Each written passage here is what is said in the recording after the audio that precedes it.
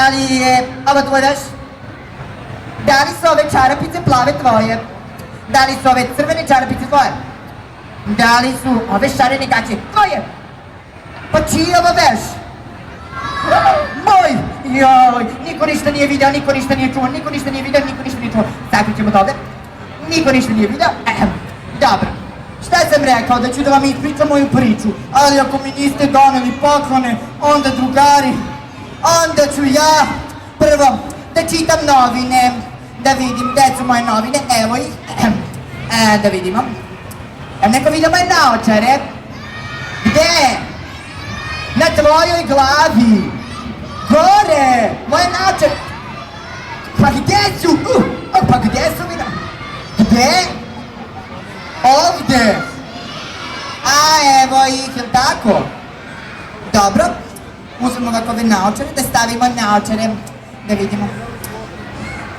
Jao! Brzo digni ruke gore svi!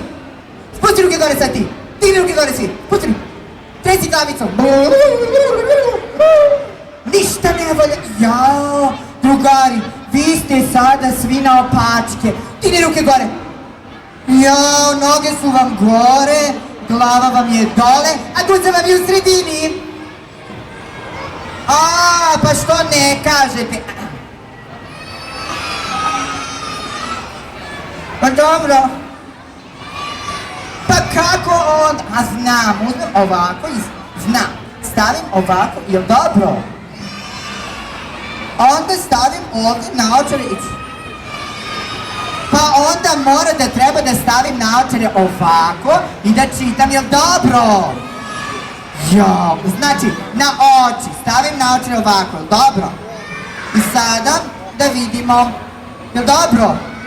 Ja, opet je na opet. Opet je mi noc. Opet je mi noc. Pa, jel dobro? Znači, ovako, jel tako? A opet je na opačke. Da sada dobro.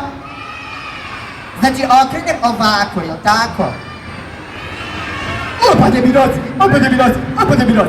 A sada da vidimo šta piše. A da vam pročitam.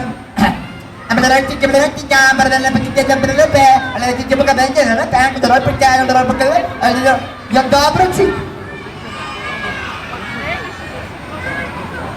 Drugari, ja sam uzeo ovu knjigu da pročitam. Jer znate šta? U ovoj knjizi piše sve o zemlji čuda. Nekada davno. Ja sam u zemlji čuda živeo gde? U cirku. U cirkusu. Imao sam super drugare koji su se veselili i igrali. Da vidi kako vi igrate. Da vidi kako